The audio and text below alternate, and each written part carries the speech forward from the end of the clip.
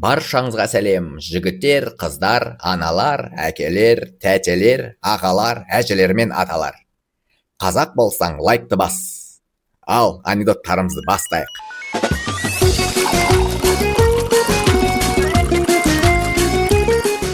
Талғат, давай менің қызыма звондайық. Давай. Алло, саламатсыз ба? Алия бар ма? Алия шығып кетті. Қайда шығып кетті? Күйеуге шығып кетті. Күйеуге.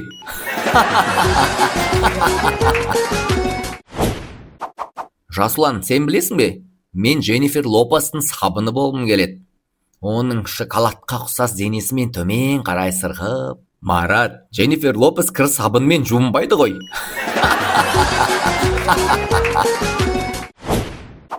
Түрмеде отырған адам абақтыдан қашып кетті. Оны ұстап, түрме бастығына алып келеді.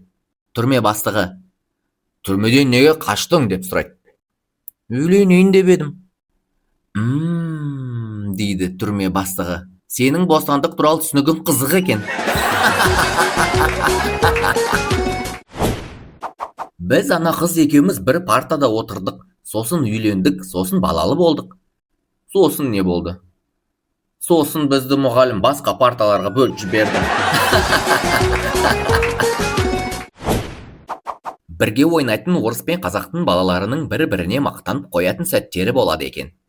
Сонда орыс баласы күніне: "У меня братишки нет, у меня сестренки нет, зато Марс, Сникерс съесть" деп отып кететіні көрінеді. Бір күні осылайша айтып мақтанған орыс досына қазақ баласы: "У меня братишка 5, у меня сестренок 5. Откуда мне шоколад? Мама еще 2 қабат" деп ашуланыпты.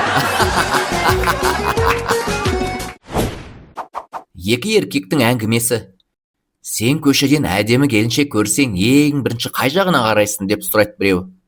Екіншісі: "Біріншіден, жақын маңда әйелім жоқ па екен деп жан-жағыма қараймын" деп. Сатушы жолдас: "Мен сізден Голландия ірімшігін сұраған сияқты едім. Сіз маған Швейцария ірімшігін өлшеп жатқаныңыз не?" "Сіз не, бұл ірімшікті әңгімелесу үшін алып жатырсыз ба?" Университетте лектор: "Әй, жанындағы жолдасыңды оят" дейді бір тыңдаушыға. Сонда ол: "Ұйықтатқан өзіңіз ғой, өзіңіз оятыңыз" депті. Шетелдіктерге қазақ тілін үйрету курсы жүріп жатыр. "Мынау үстел." "Иә, мынау үстел." "Мынау орындық." "Иә, мынау орындық." "Ал мынау не?" "Иә, ал мынау не?"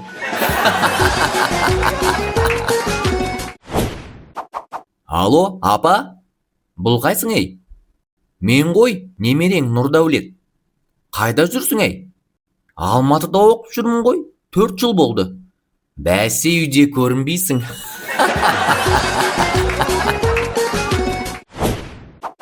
"Извините, а принтер работает?" "Қазақша сөйле." "Кешіріңіз, әріпті цифрлы ақпаратты шығарып алу үшін компьютерге қосылатын баспалық құрылғы істеп тұр ма?"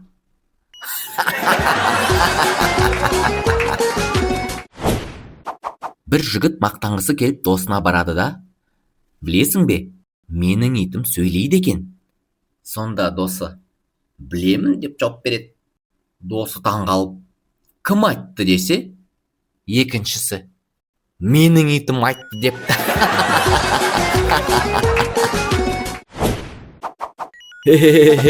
Сізден лайк жазылыңдар.